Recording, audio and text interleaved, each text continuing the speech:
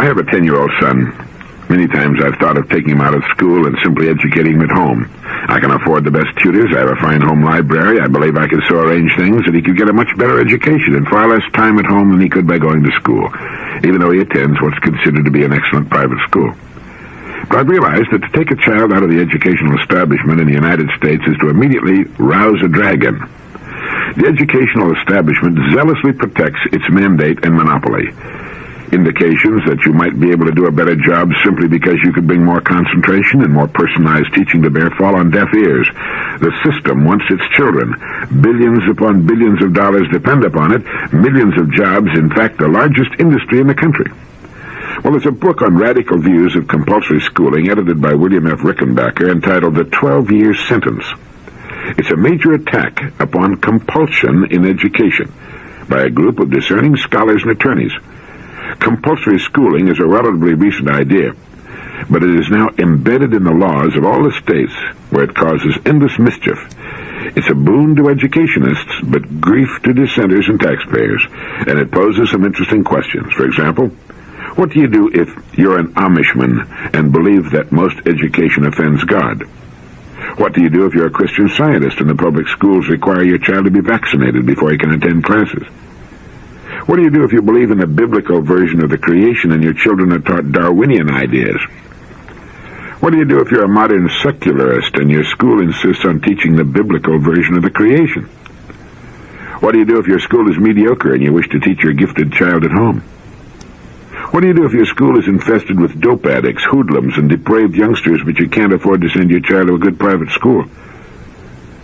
What do you do if your educational bureaucracy forces ever-increasing taxes and ever-inferior schooling on you?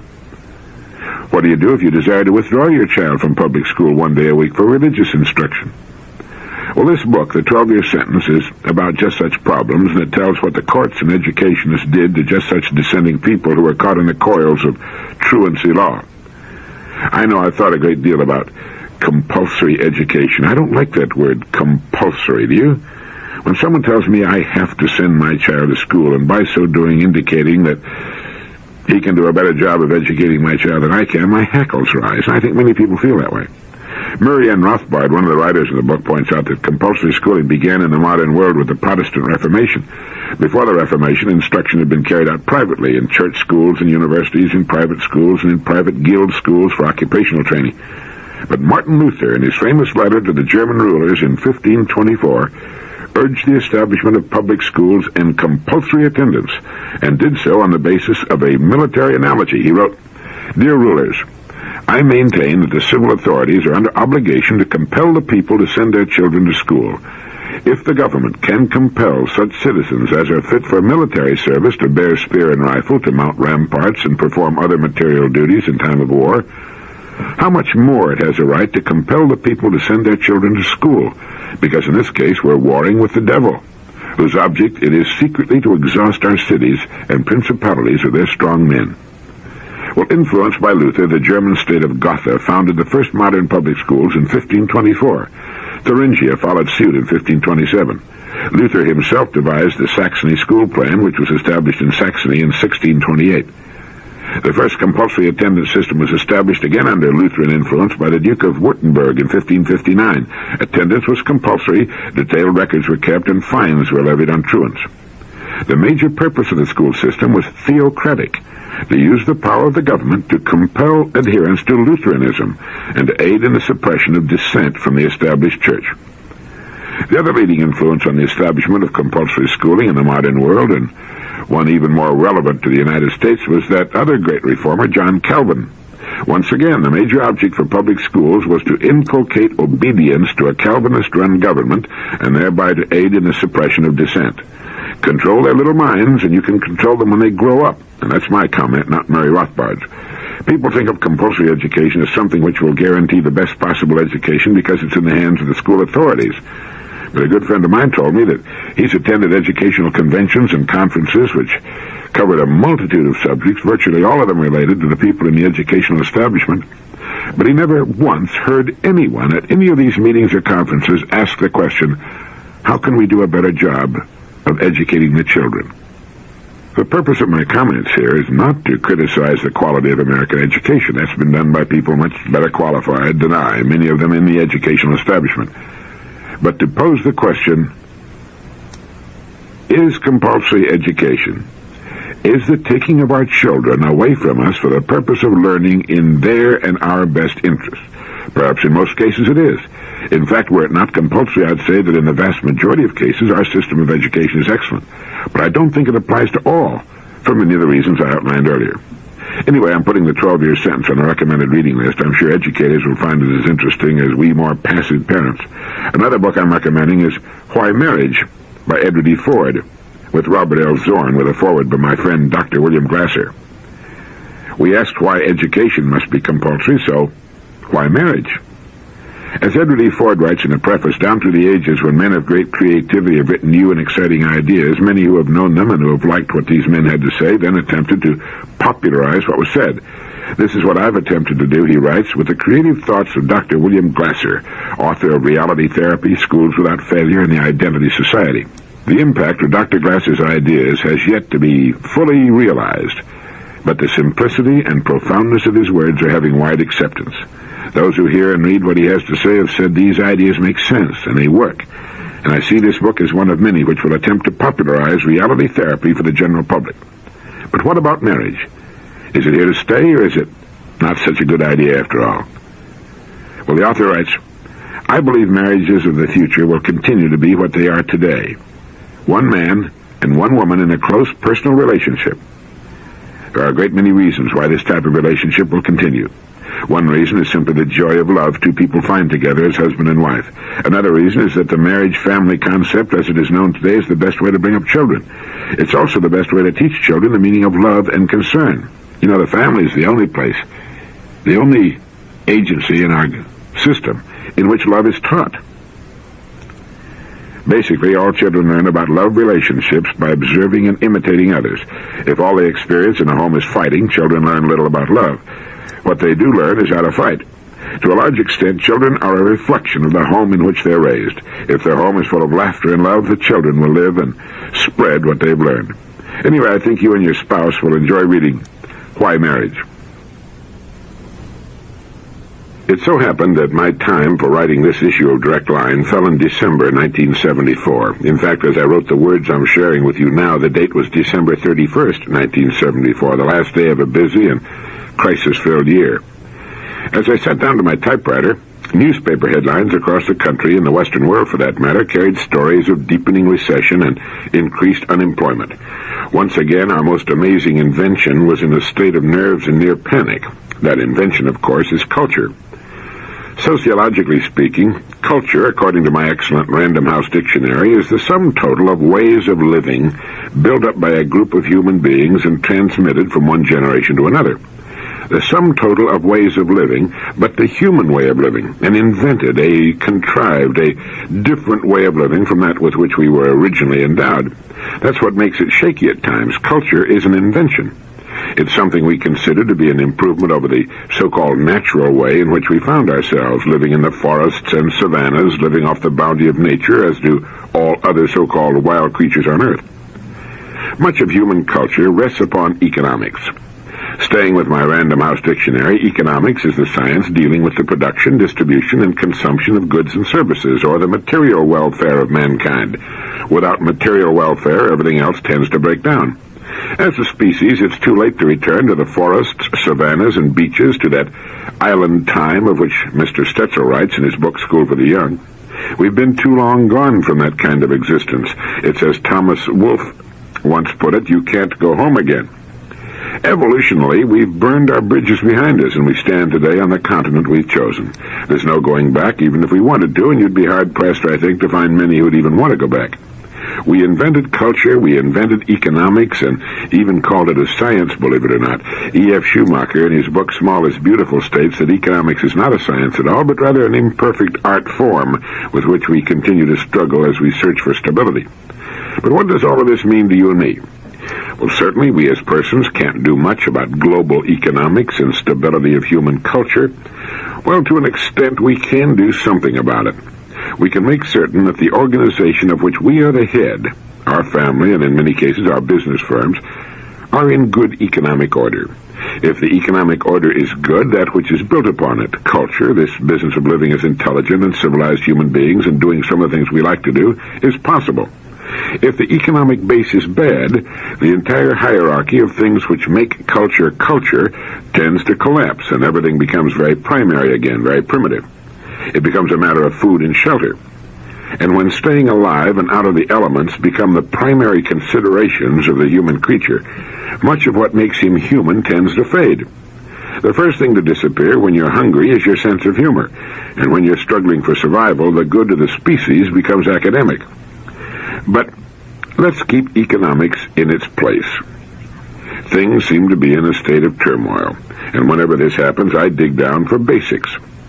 Now, we have them with the facts of culture and economics, with those very human inventions which we shall consider to be basically good as starting points. Where do we go from there?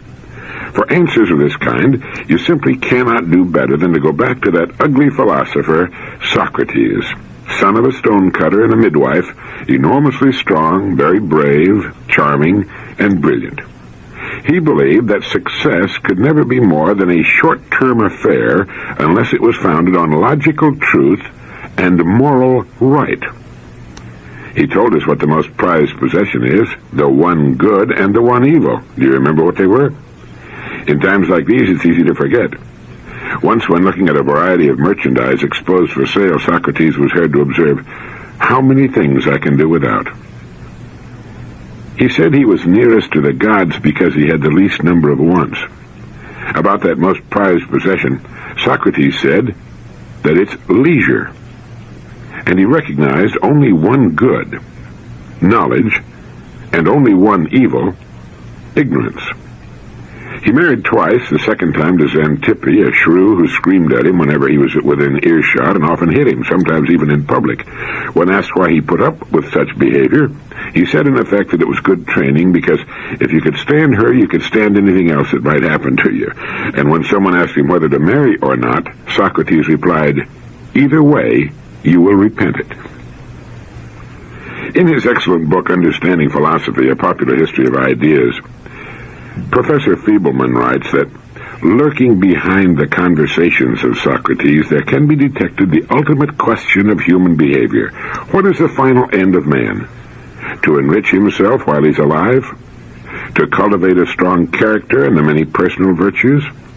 Or to be so productive that he leaves the world a better place for his having lived in it? Most men would choose the first. Socrates liked the second, and I myself, Professor Fiebelman writes, prefer the third. I'll go over them again. The first is to enrich himself while he's alive. The second is to cultivate a strong character and the many personal virtues. And the third, the one that Professor Fiebelman prefers, is to be so productive that he leaves the world a better place for his having lived in it. Now, Socrates was thought to be the wisest man of his times. The oracle at Delphi said he was the wisest man. When he learned of that, the only answer that Socrates could give was that if he were indeed the wisest man alive, it was because he knew what he did not know. He placed so little value on what he thought and said that he never wrote down a word for posterity, nor would he accept money for his teachings. He remains to this day one of the wisest human beings the world ever produced, and his teachings represent a rock-solid foundation on which to build a life or a business. He said success can never be more than a short-term affair unless it's founded on logical truth and moral right. Leisure is the most prized of possessions. The only good is knowledge. The only evil, ignorance. Doesn't take long to learn his philosophy, does it? And what is the final end of a person? To enrich himself while he's alive? To cultivate a strong character and the many personal virtues? Or to be so productive that he leaves the world a better place for his having lived in it? Well, as to choosing a way to live, a nice balance of those three choices can be achieved. Chances are that a person would lean a bit toward one or the other, but he could do all three. He could cultivate a strong character and many personal virtues, be so productive that he could leave the world a better place for his having lived in it, and at the same time enrich himself to a sufficient extent that he could live what we might call the good life. And that's what a person might be thinking about these days, the basics. They tend to clear the mind and get things on a solid footing once again. The other morning, driving to my office, I heard one of my own radio programs in which I recommended writing our problems down on paper. I still think it's an excellent idea. It's been said that a problem defined is half solved, and if we find ourselves enmeshed in the coils of the times, we can write our problems down and then, reminding ourselves of Socrates' excellent advice, begin from there. I imagine most people are rather surprised to find that Socrates declared leisure to be the most prized of possessions. If they do, it's because they've confused leisure with doing nothing. We would not have culture, or economics, or books telling us about Socrates if we had not had leisure. Remember that Newton was sitting under the apple tree when that apple dropped on his head. Our best ideas invariably come to us in periods of leisure. Leisure not only helps us find the ideas we're looking for, it rests us for the labor of putting those ideas into action. Millions spend their days at work they dislike or at best tolerate so that they may enjoy their leisure. Leisure is what it's all about, and Socrates knew that. His great dialogues, recorded so faithfully by Plato, were conducted at leisure. Plato, a wealthy aristocrat, had the leisure to write and to think and to imagine what the ideal city-state might be like. And his student, Aristotle, had the leisure to think and write. In our society, most of us can provide our children with the leisure to go to school for as long as they deem necessary. Although few of them would consider school leisure, it would be impossible or very difficult without it. Socrates had a fixed goal in life, to lead men to the truth. The truth, he thought, could not fail to win out in the end, regardless of its temporary consequences, and the truth, he also believed, would make virtue unassailable. Unfortunately, Socrates got mixed up with a losing side in a political struggle. His enemies, led by Miletus, accused him of corrupting the youth by making the worse cause appear the better, and they condemned him to death. He was, in a way, almost a religious figure of reason incarnate and the world's first martyr to the truth. Actually, as Professor Feebleman reminds us, those who had convicted him did not want to see him a martyr, and his friends were allowed to conspire with the jailer to help him escape, but he refused. And in the Phaedo, in one of the most moving accounts in all literature, Plato describes his last day in his cell with his friends and the manner of his execution. He was condemned to drink hemlock, a deadly poison, and did so, discoursing all the while on philosophy while his friends stood around him and wept. After his death, the Athenians felt such remorse that they closed the schools, put Miletus to death, and banished the other accusers. Then they honored Socrates with a bronze statue, which did not, of course, bring him back, although it did much to spread his teaching, which was left chiefly to his pupils. It's believed that Socrates lived to be 70, which was a pretty good old age for the time, 399 BC. In the centuries between the time of Socrates and our own time, we've had as many ups and downs as there have been seasons of the years. But we've never had a clearer thinker than Socrates. We can put his wisdom to work in our lives today, and we will achieve, without fail, the results we seek.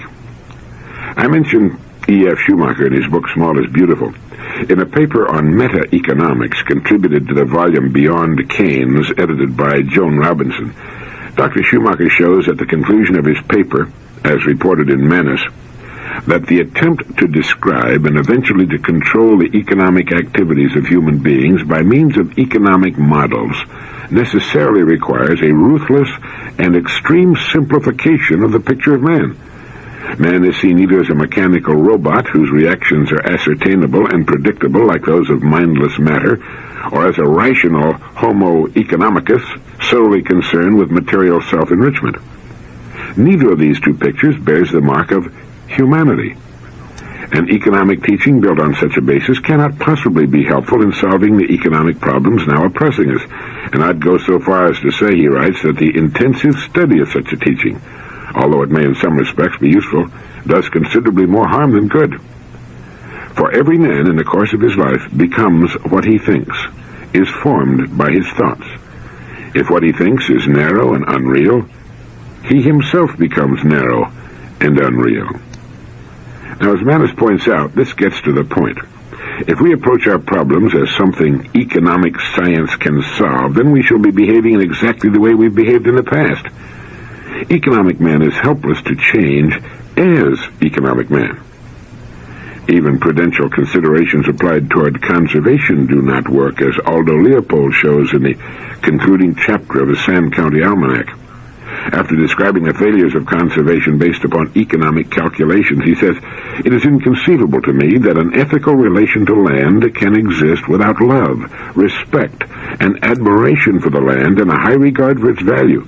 And by value, I of course mean something far broader than mere economic value. I mean value in the philosophical sense." Well, now the question arises, how do people achieve a sense of value in the philosophical sense? Well, Schumacher says that people are formed by their thoughts, that they become what they think. Now, if this is the case, and I certainly believe it is, then the content of our minds, what we occupy our thoughts with as real, as enduring, as having value, is crucial to the problems which lie before us. While our problems seem to hurt us at the economic level, they did not originate at the economic level. They began with what we've thought about ourselves. And later on in the article, it's pointed out that our difficulty is mainly that we hope for the same sort of certainty in an alternative kind of thinking that we've enjoyed in scientific calculations and their technological applications. This is the exactitude of standardization, of uniformity, of predictability, and of single-valued thinking. The thinking we need to adopt, little by little, is the independent thinking of individuals, without certification from any authority, guided only by those inner disciplines which, for the artist, who may here serve as a model, become his sense of limit, his recognition of fitness, his insistence upon a fineness of form. In short, by what is for us an educated voice of conscience.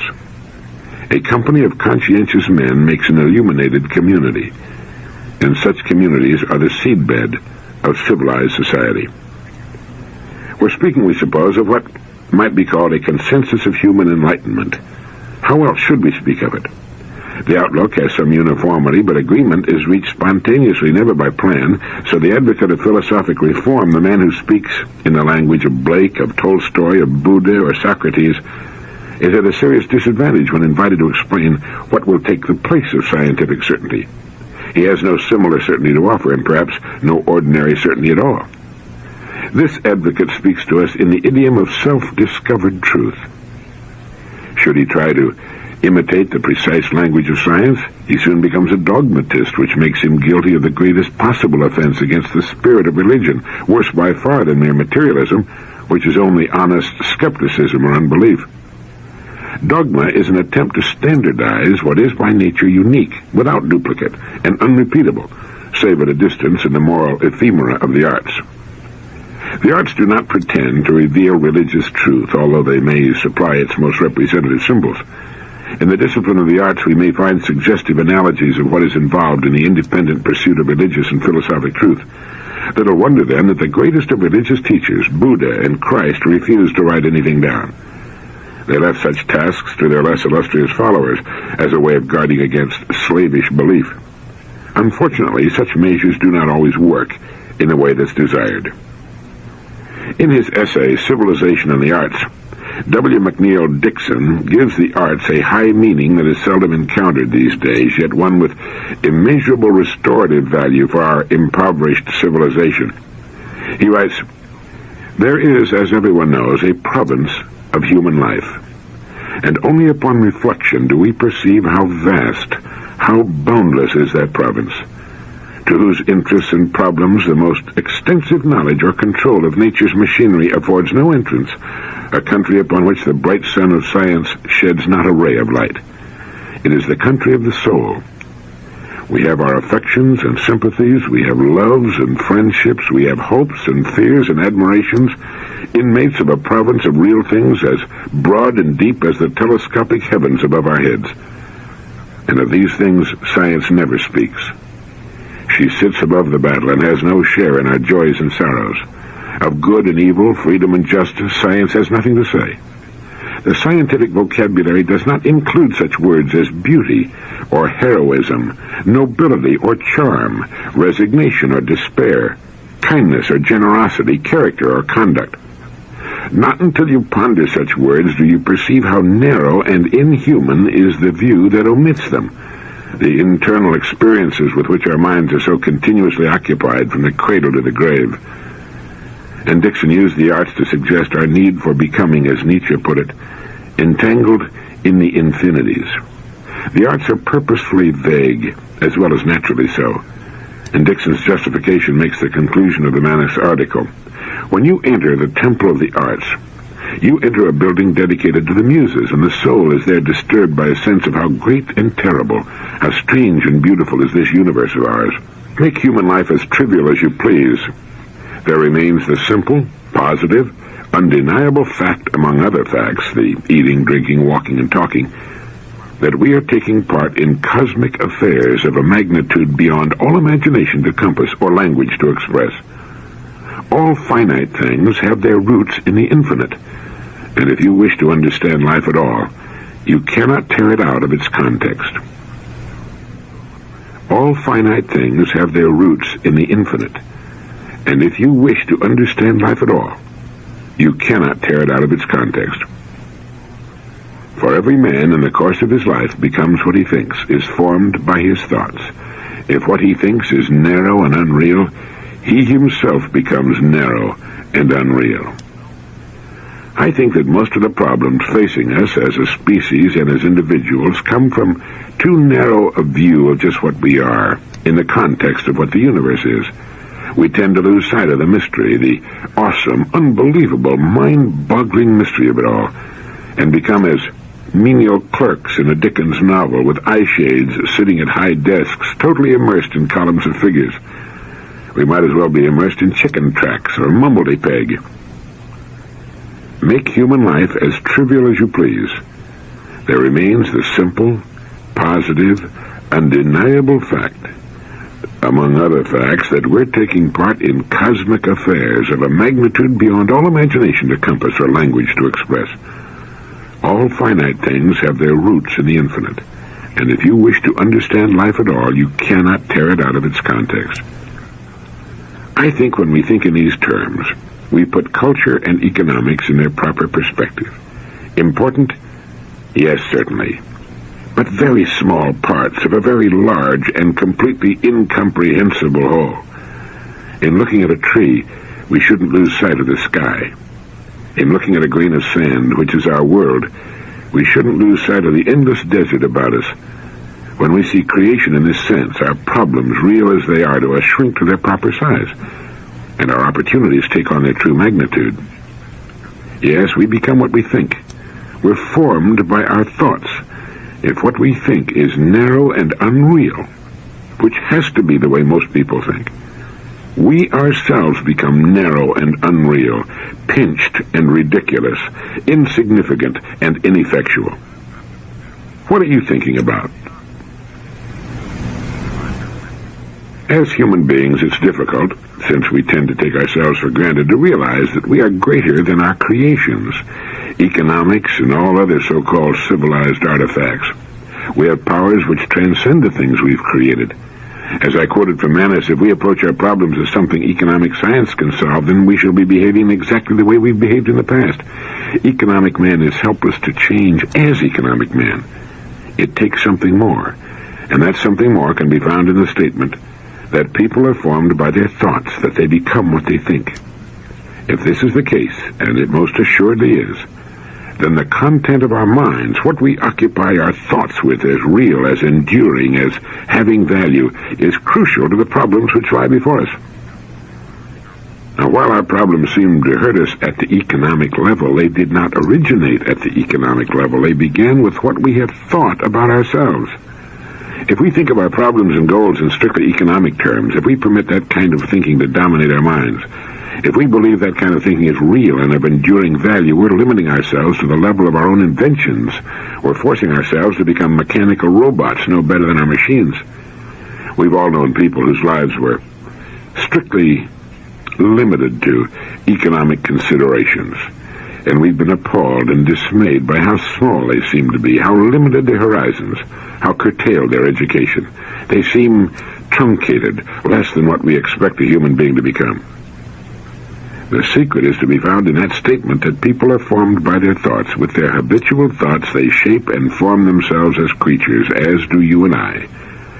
And in times such as those we're experiencing, as I write and speak these words, it's good to remember that our eyes, our minds should be fixed on goals worthy of us as emerging, maturing, growing human beings.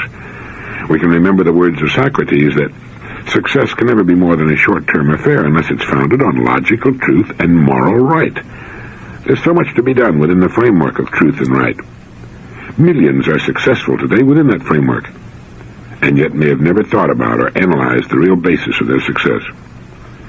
People who live by the numbers become numbers.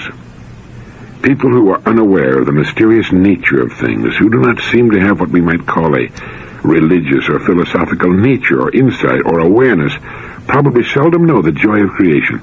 And by that I mean the joy that comes from creating with our minds. We can forget the times, the problems, the difficulties that appear to be everywhere, and by setting our minds on worthwhile goals, transcend the numbers and the mundane we find everywhere about us. The fact is that we don't need to know where what we seek will come from. That's economic thinking.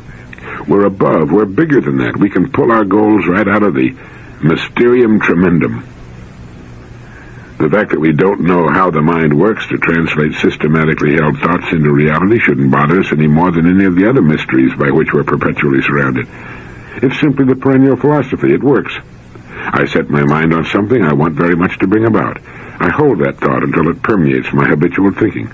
Somehow that idea becomes a germinating seed, and eventually, sooner or later, and quite often much sooner than we might have believed possible, that thought becomes a reality in my life. I have become what I've thought about. I've achieved that upon which I seriously set my mind. I have extracted something from where before there was nothing but an invisible idea. We can call it magic. We can festoon it with all manner of fancy trappings. We can build temples to the mystery behind it. We can do anything we like except explain it, and if it could be explained, if it could be reduced to dogma, it would become standardized. It would no longer be unique and without duplication. And as we mentioned, little wonder then that the greatest of religious teachers, Buddha and Christ, refused to write anything down. They left such tasks to their less illustrious followers. You know, Buddha is credited with having said, "All that we are is the result of what we have thought. All that we are is founded on our thoughts and formed of our thoughts. If a man speaks or acts with an evil thought, pain pursues him as the wheel of the wagon follows the hoof of the ox that draws it.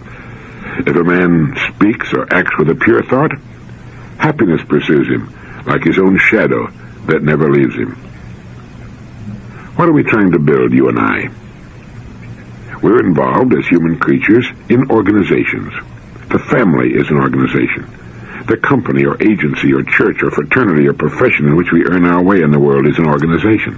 Our country is an organization. The world is an organization. What is the purpose of an organization? The primary function of any organization is to help men and women enjoy a more meaningful existence.